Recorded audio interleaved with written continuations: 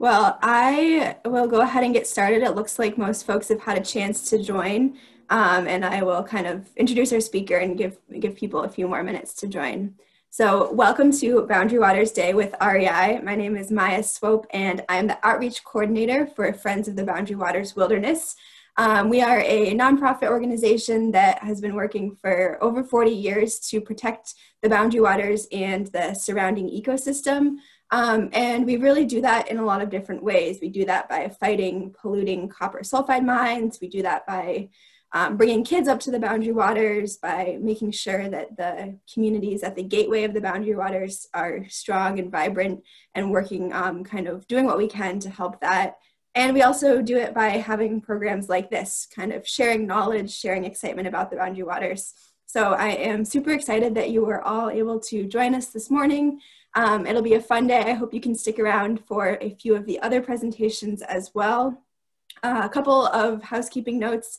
Anyone that does watch this full presentation live today will be entered to win a $25 REI gift card, which is awesome. So thanks to REI for donating some of those to us. So you can look out for an email from me later on this weekend to see if you won that. We also have live transcripts on in this Zoom call. If you'd like to turn that off, there should be an option to click that in the bottom of your screen. We also are going to have an opportunity for question and answer at the end of the session today. So if you have questions at all throughout the presentation, please put them in the Q&A feature that is at the bottom of your screen, and we'll try to get to as many of those as we can towards the end. I also just wanted to kind of give a shout out to REI, especially some of the folks here in the Minnesota offices. They've been really a great partner with us in protecting the Boundary Waters, and they have some really awesome resources that I will put in the chat, whether that is having people to figure out what gear you need for a trip, having gear rentals. They have a lot of different ways that they can be involved in your Boundary Waters trip, in addition to helping us with sponsoring this event today. So if anybody has any technology issues throughout or any other things, feel free to message me in the chat. I will try to get to those. Otherwise, I hope you enjoy and have a great presentation. So in a second here, I will turn it over to Dan. Dan Pauly is the author of Exploring the Boundary Waters, which is a really awesome book to help give you all sorts of tips. He also is the former board chair of Friends of the Boundary Waters Wilderness. So really an expert in all things Boundary Waters, and really excited to have him here today. Dan, I will turn it over to you. Thank you, Maya. Welcome, everybody. Thanks for coming. If you're in Minnesota today, it's a beautiful day. I know we've got people from other parts of the country, but canoeing season is going to be coming up very soon. I mean, it already is in southern Minnesota, but the ice is coming off the lakes in northern Minnesota. So before you know it, you'll be able to get up and canoe the Boundary Waters. We know that you can go in the winter too, and I do that, but the summer season is certainly when it's most popular. So what I'm going to lead off today's presentations with is a discussion on more focused on route planning than anything. So some tips and tricks, suggestions on when you're planning a trip to the Boundary Waters, thinking about that route. And that is something you want to be doing now if you're going to go up this summer. We'll talk a little bit just at the start about the permitting process and how that works, because that's kind of your first sort of step that you kind of need to get done if you want to decide, once you've decided when you're going to go and where you're going to go. And so we'll talk about that a little bit. And then I have a bunch of thoughts on different entry points, different routes, and I'll be around, you know, at the end of this. We can you can ask questions and I'll answer them as well about route planning. So starting off, just a little background, if you haven't been to the Boundary Waters, you know, it is really one of the premier wilderness areas in the world, and certainly in North America and the United States. Over 1 million acres of protected area. There's over 1,000 lakes and streams within that. And in terms of where you can camp and stay, there's over 2,000 designated campsites. So with 1 million acres and 1,000 lakes and 2,000 campsites, there's really a lifetime of exploring. I have a little quote in here from Sigurd Olsen, who is a famous Minnesota author, who's passed away a couple decades ago, but it says here, there's a magic in the feel of a paddle and the movement of a canoe. magic compounded of distance, adventure, solitude, and peace. And I think that captures a little bit of the magic of the Boundary Waters. So in terms of some background information, I know some of you no doubt been to the Boundary Waters, but others haven't. It's a region in Superior National Forest. It's highlighted in red here, just right on the border between Minnesota and Canada, just to the west of Lake Superior. That's, it's about, if you were to come from out of state and you flew into Minneapolis, you're probably talking about like a 5-hour drive up there. You can also fly into Duluth, but it's about 5 hours from the Twin Cities to many of the places where you would go in. Here's a close-up of the Boundary Waters, and also shows the Quetico. So you can see in green are the areas that are within the Boundary Waters Canoe Area Wilderness. To the north of that is the Quetico Provincial Park, which is an accompanying park that's managed by the Canadians. And you'll see here, if there's 3 sort of distinct areas of the Boundary Waters. There's that central region that stretches, the whole thing stretches about just over 100 miles west to east. But there's that central area, and then on the west, I'm using my mouse, but I think probably on your screen might be hard to see, is another area with, there's a large lake in here, that's Trout Lake. It's just north of Lake Vermilion. So this is another region. And then way over on the east, at the end of what is the Gunflint, actually, the Gunflint Trail goes up through here, but we have the Gunflint Trail, and then there's that eastern section, which has the biggest lake. We'll show some of these in some other slides, is Pine Lake. But Clearwater Lake and some other lakes are up there too. You'll notice these are, we'll show some highlights, but these are sort of long, thin lakes. In terms of sort of where you go in and out, like say you're gonna rent gear or something like that. So first of all, you can rent it in the Twin Cities, you can rent it up along Lake Superior, but the 2 main sort of kickoff cities, destinations, if you will, maybe you get a bunkhouse or a hotel. You've got Ely in the west here, and then in the east on Lake Superior, you have Grand Marais. And so those are kind of like, just logistically, those are sort of your 2 main sort of jumping off towns, communities. But then there are other ones. Orr is on the west side, it's not on this map. And then along Lake Superior, Tofty is another place where people come in. So there's, for example, Forest Service ranger stations in each of the towns I just mentioned. So Tofty, Grand Marais, Ely, and in Orr. And you'll have to pick up a permit. Those are places you can pick up a permit. You can also get them at outfitters. But those are sort of like just giving you the overall topography of what's happening. So you have, again, you have the Gunflint Trail in the east, coming out of Grand Marais. The Sawbill Trail is not shown on here, but coming out of Tofty, also off of Lake Superior. But then you have Ely, and then to the east of Ely, you have the Fernburg Road, which extends down into this area. We've got some entry points I'm going to talk about today. And then you have the Echo Trail, which cuts across over towards western Minnesota into town of Orr. So that's sort of the overall, map of the Boundary Waters. Some important stuff I'm just going to go over quickly, because I know not everybody who's probably on this presentation has been to Boundary Waters before, and there are some rules that you need to know in advance so that you can have a good trip. And probably one of them, and there's other ones, but these are some of the key ones as you're thinking about going up. There's a maximum of 9 people per group at any time, okay? And so if you're going to go up this summer and you're thinking who you're going to go up with, you can never have more than 9 people in your group or in one location at a time. So, and you can have a maximum of 4 boats. So give that some thought. If you're going to be, say you're a youth group and you're going to go with a few families, got 15 people, you have to go as 2 groups, and you can't go up together. Like you can't get together for dinner or something like that. So 9 people at any one place at any one time, including in your group. Another thing, which I think is important to note, especially like last year with COVID, and I think it'll be true this year, lots of new folks came up, which is great. Introducing new folks to the Boundary Waters was part of what we're doing here today. But sometimes folks don't always know the rules, or they don't know them until they get up there. And so another really important rule is you only can camp at designated sites. So I mentioned there's over 2,000 designated campsites. So that's where you can camp. And you'll know it's a designated site. First of all, it'll be on the map you'll bring along, but also there'll be a Forest Service latrine and a Forest Service fire pit. So the fire pit's a metal grate. It'll say Forest Service right on there. It's cast into the cast iron. But that's the places you can camp, okay? And in addition, you go into the boundary waters at specific entry points and days, okay? And I'll show you a map of the entry points, or actually a list of the entry points. But for the main paddling season, May through September, you need to have a reservation, and there's a limit on the number of permits. So now is a great time to start doing that. I'll show you how to do that in a second, and then we'll get into some routes. But you go in a specific place in a specific day.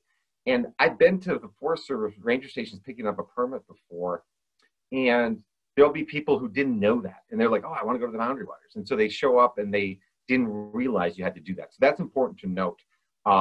One caveat to that, those are for overnight permits. You can also go up for a day, not stay overnight. I'm going to give you some ideas on how to do that on some possible routes. But there you issue yourself a permit at the entry point. You don't have to get a permit in advance. And there's not a limit on how many of those are issued per day, although the 9-person limit still applies. So what I have here is just a quick list of the different boundary waters entry points. Better water entry points. There are hiking entry points too, which we're not going to talk about too much today. And each of these entry points has a different number of available permits per day. So entry point 30, for example, Lake 1 has lots of permits, maybe 20 per day. I don't recall off the top of my head, versus some of these other ones have like 1 per day. All right. And that will be based upon sort of where you're going and how quickly people can kind of spread out. And so if you're just going to go down a little stream, if that's the entry point, say the Moose River South, there's not lots of places to camp within maybe say 5 miles, 10 miles. So there's going to be less permits. All right. And so in that case, maybe 1 or 2 permits a day are going to be issued, versus other ones are going to have many more. Moose Lake up here has tons of permits because you can spread out all over the place. Now, in terms of getting that permit reservation, you would normally do it online at recreation.gov. If you just went online and Googled boundary waters permits, you'll get to this website. You have to create an account, and then you make a reservation, as I said before, for the day you want to go in and the entry point.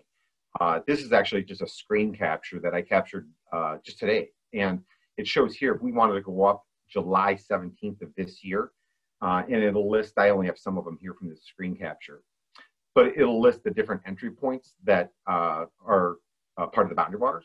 And so you could, for example, on the 17th, go in at Trout Lake, which is way on the east side, and there's 1 permit available. But they're not available on these next 2 days, and then they're available for some of the future days. Same thing, Branch Lake, which is also off the Gunflint Trail further up. That one has quite a few permits available all through July, even now. However, Clearwater Lake is already booked up for those dates. For basically for a 2-week period, those are booked up. So my recommendation is, if you know you want to go up this summer, it's definitely not too early to start making your reservations. I looked, and there's a lot of great routes and entry points available yet. But come, Memorial Day, it'll probably be a lot fewer. And if it's like last year, they filled up quicker than they did in prior years. So this is a great time to be doing that in terms of getting your permit reserved. So what I'm going to go into now is think about some route principles and example routes. I've been to, really all over the boundary waters. I'm just going to share some of my thoughts on what I think works. And I've been with folks of all different experience levels and ages. And I want to sort of share some of my my best practices, I guess I could say it.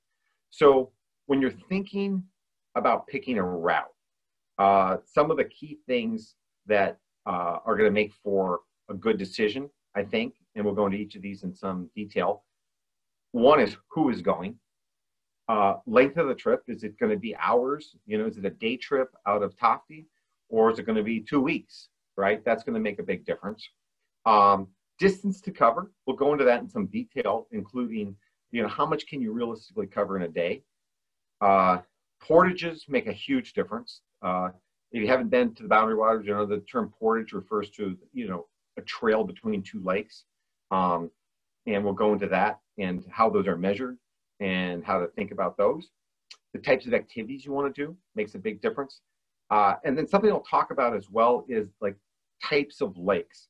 And by that, you know, we're going to talk a little bit about sizes of lakes and how that can impact your trip as well as the orientation of the lake. A lot of the lakes are pretty small, but some of them are pretty big. And those big lakes can be sometimes more difficult to navigate or get across, in, especially if, say, it's windy conditions. So I want to talk about all those things and give folks some ideas on what I think makes for a great trip. So first off, who is going? All right.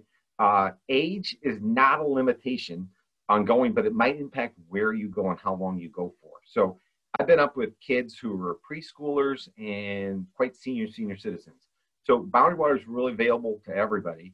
But what I would say is kids generally, and every kid's different, but you know, I found it works best if you're doing sort of maybe slightly shorter trips, like say a 3-day trip, and also maybe not too much in terms of portaging, you know, especially if it's say in June or July when it might be a little more mosquitoes, say, than August.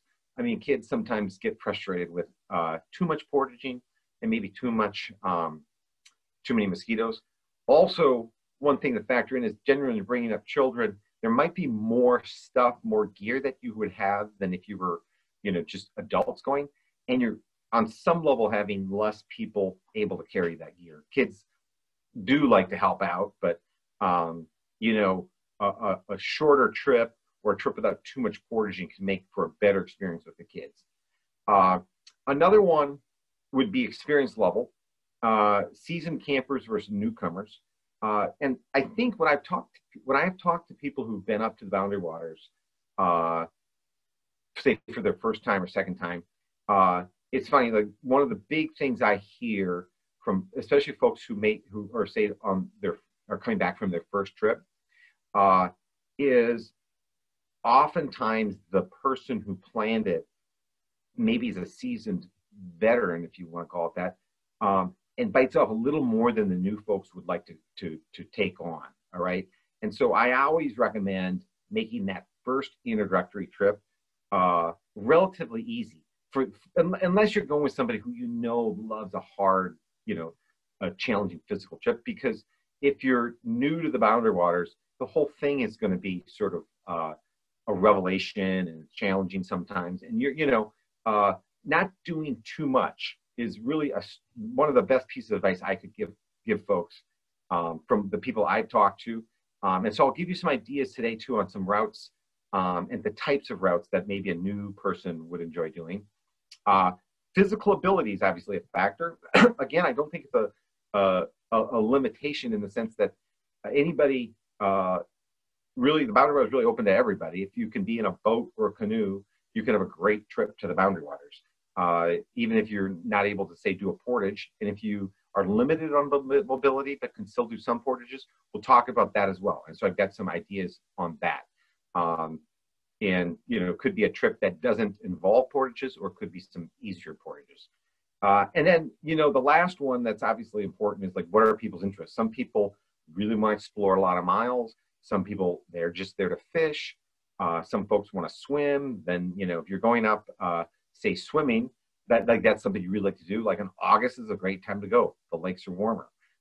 If you like to fish, a lot of times people like to go late May, early June. That's often better fishing than later in summer, or then they like to go up in September, October. Or some folks are just going to want to go up and relax, hang out, read a book. And that makes a difference too if you're looking to sort of stay put and just chill out for a period of time. So I think, you know, knowing your group and not biting off too much for new folks would be my big thing for who is going.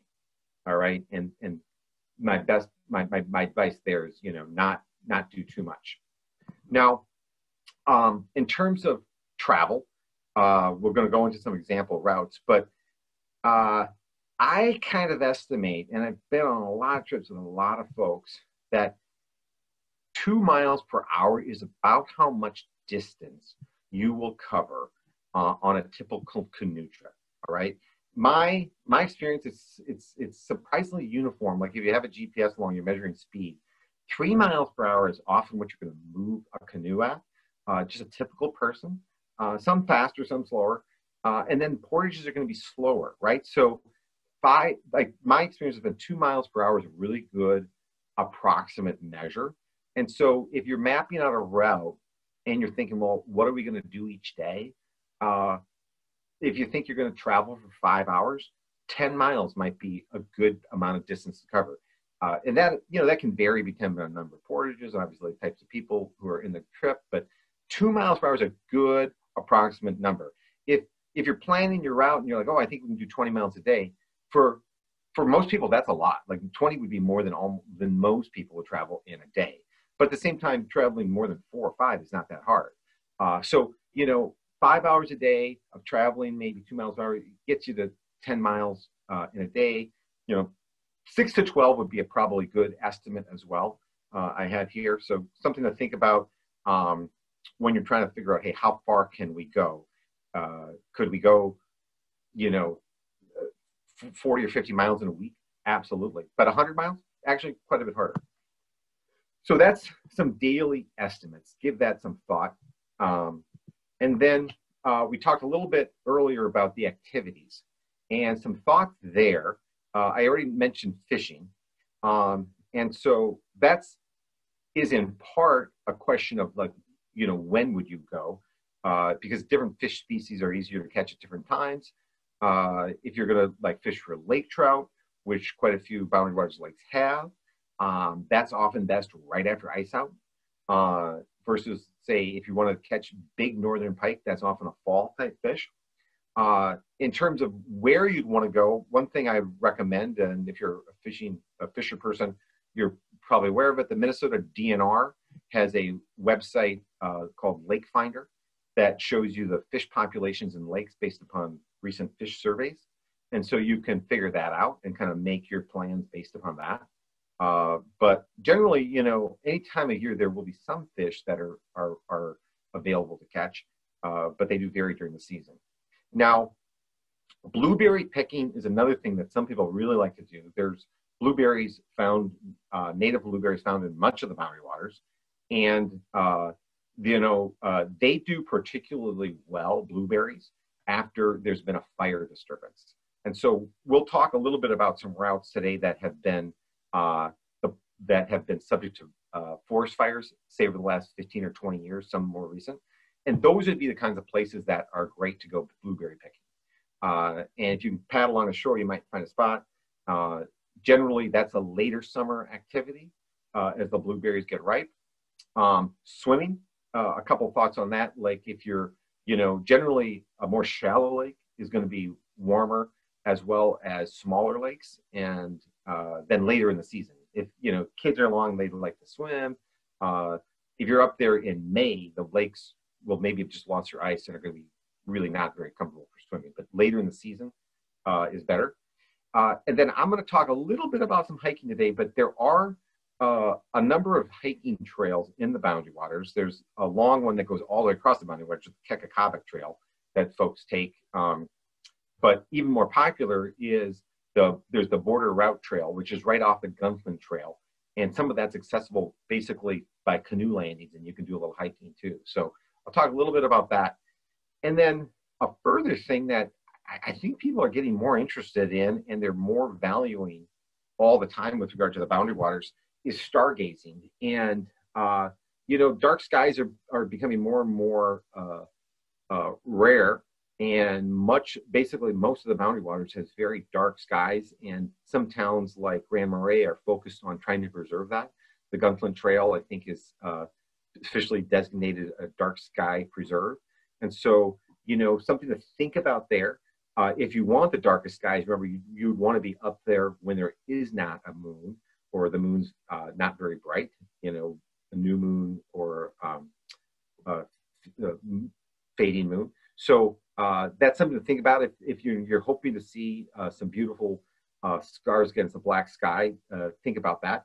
But even the full moon is beautiful in the Boundary Waters. It just won't be quite as dark. So in terms of another dynamic, which I mentioned, probably really a very significant one for most folks in terms of planning, would be portages. And so portages, again, are the trails between lakes. They're shown on all the Boundary Waters maps, and they're measured in rods, okay, which is a traditional measure that's been used for many years in the Boundary Waters.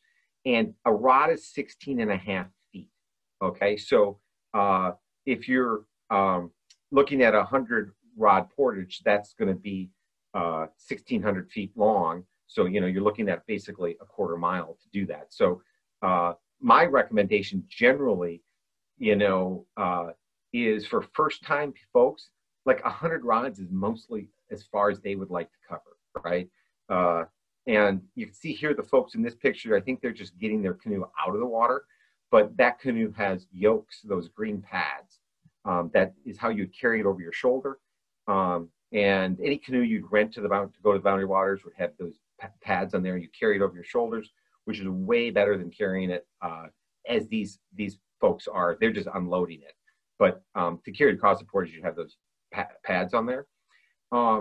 And a few notes though, if you're going in at a route and there's a long portage, say somewhere along it, and then lakes on the other side are really only accessible by a long portage, that's going to be a way, if you're looking for more solitude, go over that portage, you're going to find fewer people on the other side for sure. And so that's a nice way to find more isolation. Another thing folks should note is generally the portages near the entry points are maintained to a higher standard in terms of like trail maintenance. Okay, they're all rustic and rocky and stuff like that, but the ones that are near the edge generally are maintained to one of a higher standard. So like the Forest Service will cut a little bit wider path through there, although they don't necessarily maintain them that much. But the further you go in, the rougher those portages are going to be. So that's some thoughts on the portages. And again, I would keep it short and relatively few for new visitors.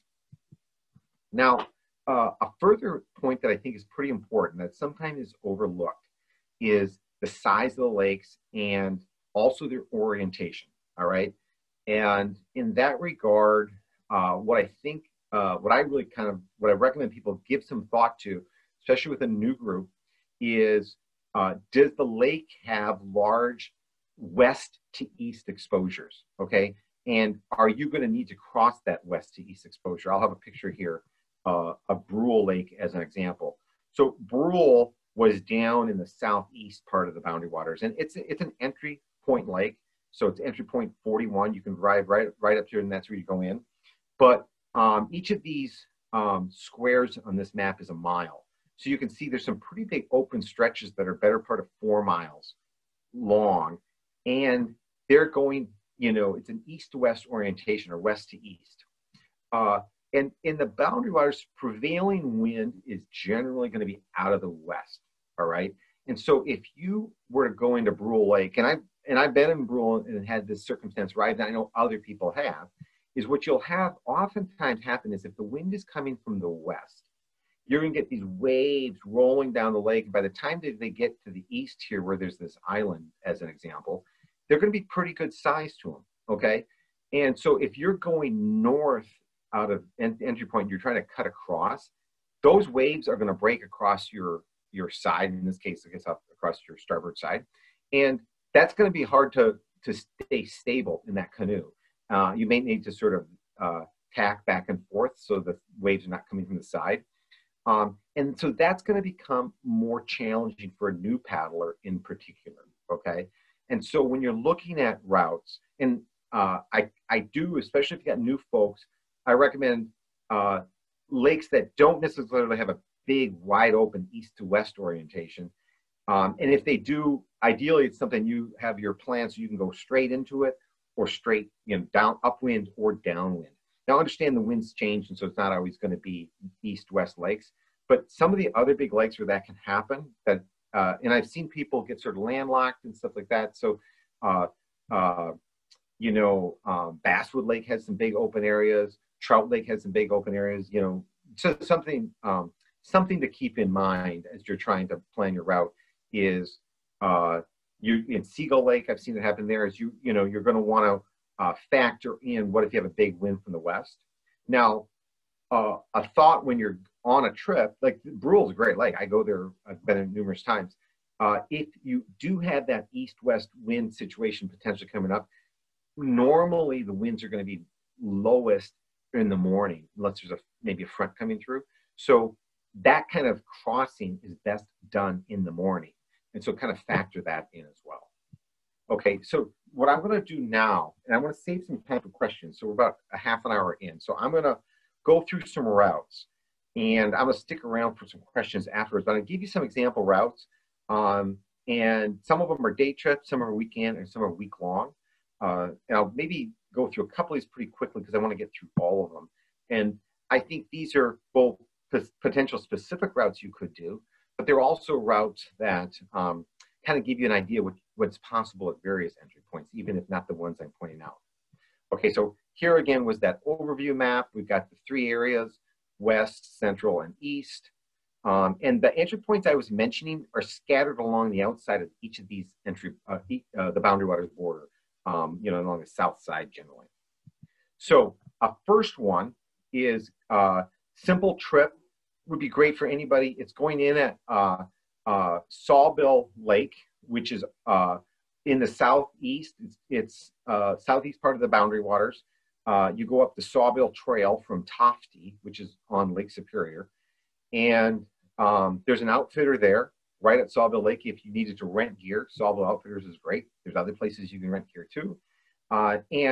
What's nice about this area is you've got these two north-south lakes, Sawbill Lake and Alton Lake. Between the two of them, there's probably about 20 different campsites that you can stay at.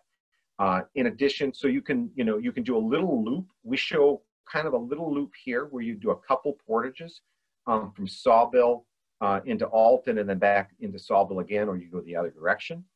You could just stay right on Sawbill if you wanted to. Again, keeping in mind that sometimes designated campsites are taken, so you have to keep going on. But this is a great entry.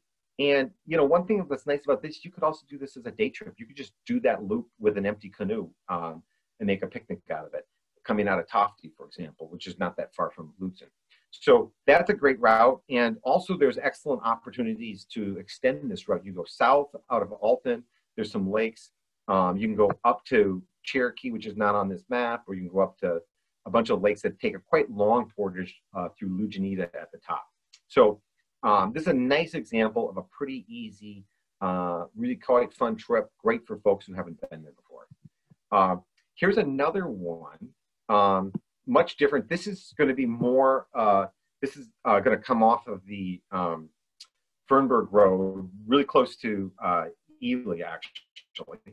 And this is Basswood Lake, going up in through Moose Lake, Fall Lake, apologize about that. And Basswood's actually the state that had the not US, but Minnesota state record Northern Pike came out of this lake. And so this is going up from Fall Lake, where there's a campground and there's some outfitters, and you park your car, and then you go up to a few lakes to Pipestone Bay of Basswood, and then there's a lot of reasons in Basswood, including going up here to Basswood Falls, which you can go all the way across the Portages, or you could just go visit it. It's a waterfall, and campsites all through here. One thing to note, this is part of Basswood Lake. Most of it is open to motorized boats up to 25 horsepower with the right permit, and so that might be you. But if it's not you and you're canoeing in these more southern areas of Basswood Lake, there are going to be motorboats most times of the year. So if you're trying to get away from that, this would not be the ideal route. Or you'd want to go further north, up into the northern portions, still in the United States. Motorized boats are not allowed. One benefit of that, the fact that motorboats are allowed here, is the portages down here out of Fall Lake are very flat. They're maintained so you can roll your boat across, small boat across those on portage wheels. And so if someone's got limited mobility but still wants to do some portaging, this is great, right? You can go in there and you're not going to have to worry about the trail and stuff like that. So the easy portage is there. Next up, I've got a route through Lake 1, 2, 3, and 4, the Number Lake chain. And this is at the end of the Fernberg Road. So this is again this is east of Ely. This is one of those this is that main part of the Boundary Waters. What I like about this area now, it is relatively popular. Part of it's because it's very beautiful, a lot of islands, little bays, good fishing. But in 2011, there was a fire called the Pagami Creek Fire that burned about half the shoreline of the lakes along here. And the result is that you have some forest that's just kind of early regenerating and some forest that's relatively mature. And the result is, if you want to go blueberry picking, some of these areas might have it that have been burned over. But also, you're going to find just more interesting, opportunities, say, for bird watching. Probably a better chance to see moose. Moose like that newly regenerating branches and forest. But the birds, like whether some like mature forest, some like regenerating. So this is nice for that, right? And so this is a good entry point. And if you wanted to go in further, there's a bunch of little spurs you could take off of here too. But this is a good entry point, relatively popular. So more likely to see more people on this route than most in the Boundary Waters. So another one, this is a great route. We talked about Brule Lake earlier, and I talked about the big lake, and there can be big waves. But it's also true that it's a great lake and leads to some really nice areas. And so this is a longer route. This is 29 miles. Brule was kind of down by Sawbill. Again, the sort of southeast portion of the Boundary Waters. And this is taking us up through the Cones, and then a few lakes over to Long Island Lake, and then back down around through Cherokee Lake and some other lakes back to Brule. And one lake, for example, you could stay for a few days is Frost Lake. I don't have time to talk about each of these lakes in detail, but Frost Lake's a beautiful lake, big white pine forest around it. There's actually some beaches, little beaches, small beaches on Frost Lake. There's decent fishing along this route. And the further north you go or out of these areas, especially Long Island, there's going to be less people. Cherokee is accessible also from Sawbill, other side. So you might run into some folks from that direction. But this is probably a nice 3 or 4 day trip that would be quite fun for folks who've been to the Boundary Waters before. Now, another route that is great is heading up to an eastern route through Moose Lake. So Moose Lake is kind of well, it's east of Ely, and it's a relatively popular entry, one of the two most popular, because you can go up through Moose Lake and then you can go up to the west and up to the east. But you'll find that there's a pretty nice route through here going into which is Knife Lake, a big sort of famous border lake. But you kind of hug along the border, and then you come back through some other small lakes through Ensign Lake and back out. But what is nice, oftentimes when you go along the border, is the portages are not that long or that difficult. Partly, the border was set up as the historic Voyager Highway. And so when the boundary between U.S. Canada was set, this was the traditional trail as it was deemed. So that is a route that, first of all, it's a historic route, but then also the portages are not quite so difficult because this was, a path of least resistance. So 44 miles, this would be a great, some people could do this in 3 days, but a lot of people want to make a week out of this and sort of deciding where they camped along the way. But this is nice, and it's a beautiful historic route. Love to talk more about these places, but Knife Lake has some prehistoric quarries that flint, like stone was quarried by native people for tools. So I don't think those are actually visitable, but the area is very historic, very interesting, beautiful area.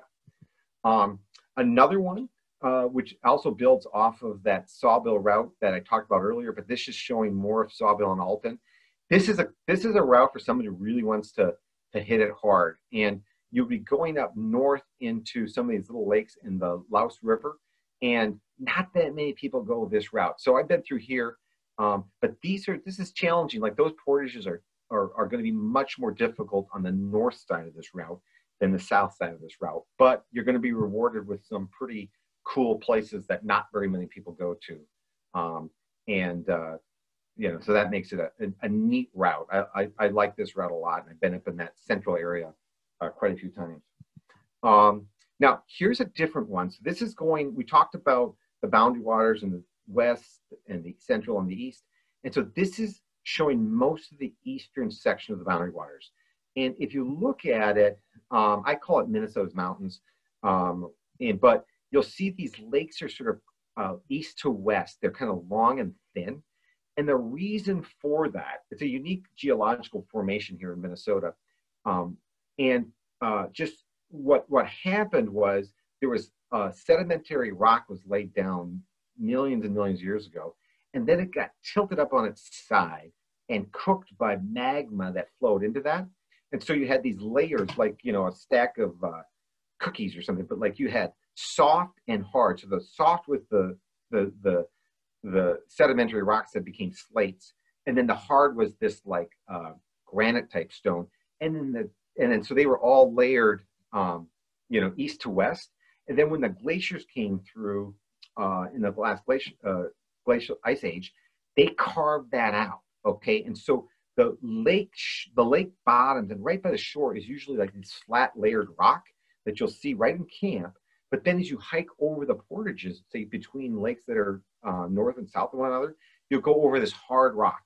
Okay, and the result is that the portages that are east-west, like you went from Clearwater to West Pike, that's pretty flat. That's an easy portage. But if you go north-south, those are usually pretty difficult, much higher elevation changes. But the result is if you go along here, like we show this route right along the border, again, that's the historic Voyager highway, if you will, and then these interior lakes. The result is, especially up here on like Mountain Lake, Moose Lake, all of these, really nice hills, really big bluffs, and where there's portages, you can hike up and look over. And also the border route trail is not shown on here, but the border route trail hikes, it flows, or it travels all through here. And like on Clearwater Lake, some of the campsites are accessible, like you can get onto the trail from there. Or you can just do a hiking trip that you can get to some of the trail from over here too. That's kind of outside the scope of this presentation. But if you want like long vistas, nice views, this is kind of one of the best places in the boundary waters to see that kind of view. You can hike up, you can see that distance, long distance views. This is beautiful, very nice in the fall. I mentioned Johnson Falls is in here.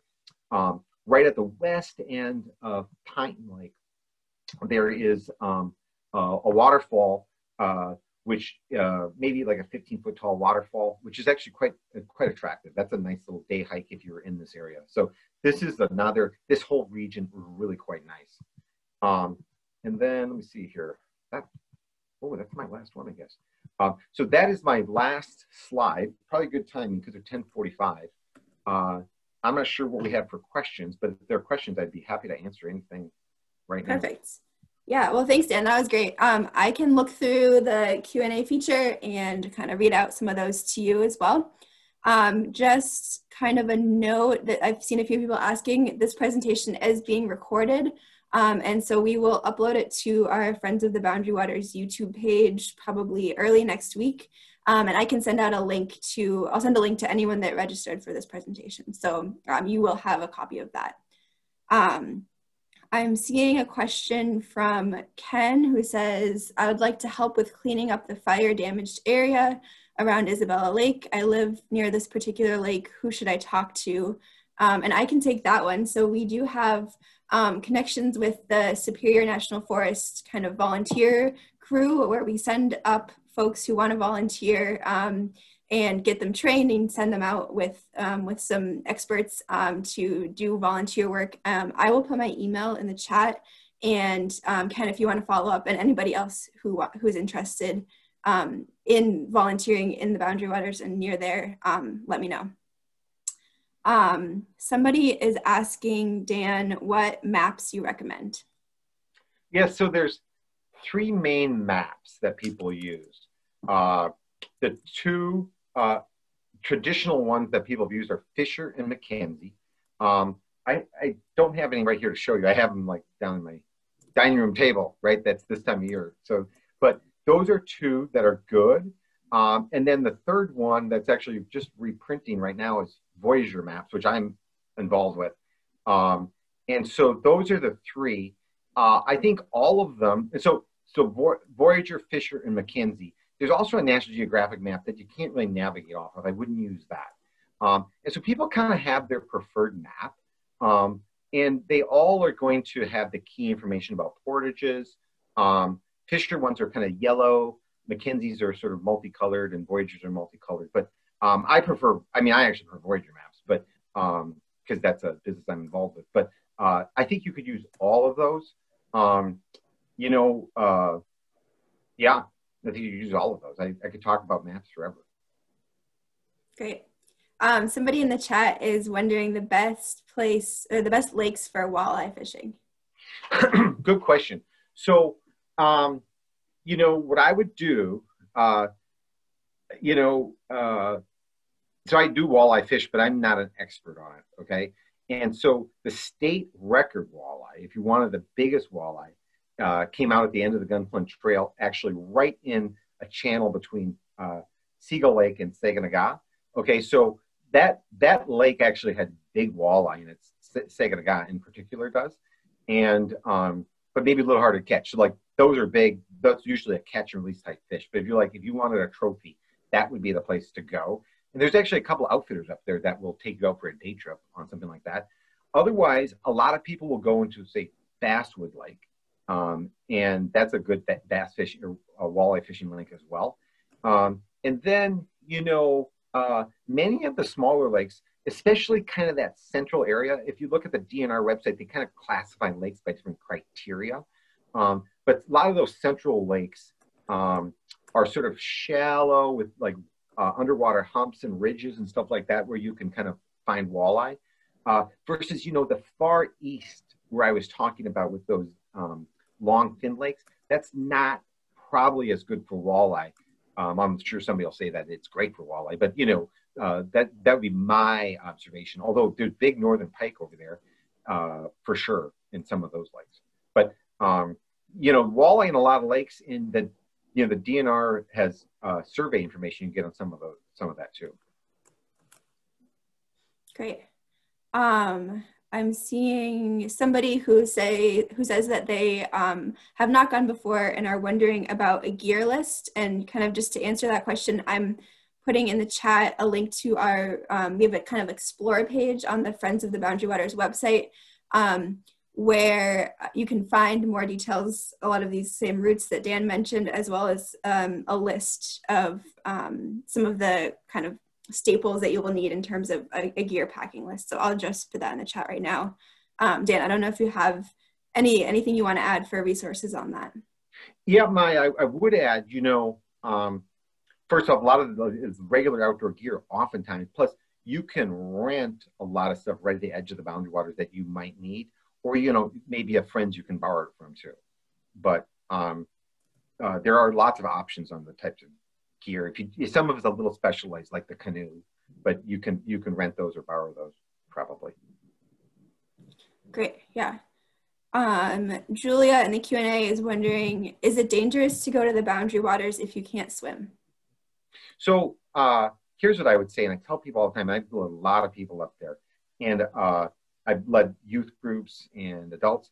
And we haven't talked about everything today, but I'm a stickler, an absolute stickler for wearing your personal flotation device.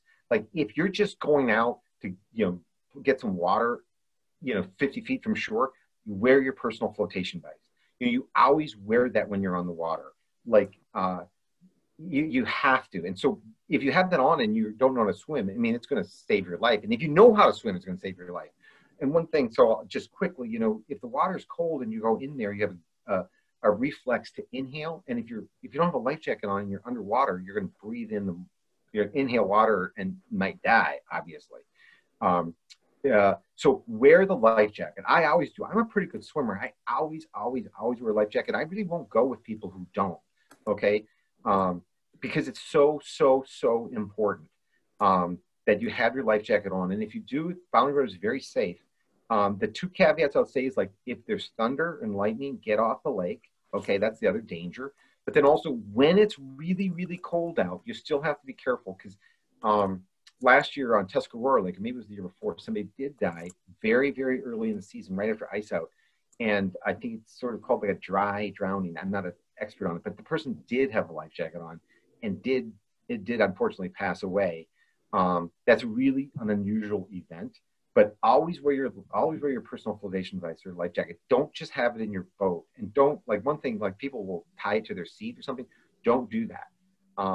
You never know when, the canoes are stable, but accidents happen. So I'm very much a stickler. Some of the lakes, because every year maybe one or two people, oftentimes they do drown, and they usually don't have their personal flotation device on. And actually, one more thing on that, like the DNR has a report they produce every year. You can download it, PDF. So show it to your people you're going up with. It's one page, and it'll list like voting and fatalities the prior year, and it'll like one sentence each one, and then at the end it'll say was the life jacket on or not. And most of them either had high speed involved or no life jacket or both. So wear your life jacket. That's personal flotation advice. I really, really encourage everybody to always do that. Yeah, I think that is a really great point, and definitely one of the most essential gear items that you just can't do a trip without, for sure. And kind of on that note, I wanted to make a comment that our next presentation, which is going to start in just about 7 minutes here, is from another board member, Lee Wu, who is kind of expanding on Dan's presentation, giving some tips for her favorite gear, her favorite spots, kind of a more, once you got your trip planned, now what? So I'm going to put the link to register for that. So that'll start in a few minutes here. And that's a great, another great resource for people that have more questions and want to learn more about kind of what this planning looks like. I do have to end this meeting in just a minute because I have to go start the next meeting. But I wanted to address a few questions I saw about food planning, which is that, well, first of all, we do have another presentation this afternoon. One of our staff members, Hudson Ladine, who has 12 years of professional chef experience, actually, is going to present at 1 o'clock about cooking better meals in the wilderness and how to prepare for that. So I encourage you to attend those as well. That's another one that will be uploaded to YouTube later on if you're not able to attend at 1. It looks like there are a lot of questions that we weren't able to get to. So I will, in my follow-up email, I'll include my contact info. You can reach out again if you have lingering questions, and I can try to pass some of those on to Dan and make sure we get those answered eventually. Again, I really appreciate everybody joining. Totally encourage you to head on to the next presentation that I put in the chat. I think that'll be another great one. And feel free to reach out at any point by email or anything else. Thanks everybody. I hope you have a great afternoon, a beautiful day, and looking forward to working with you all more. I'm gonna go ahead and end this meeting. Thanks again, Dan. This was a great presentation. Have a good day, everybody.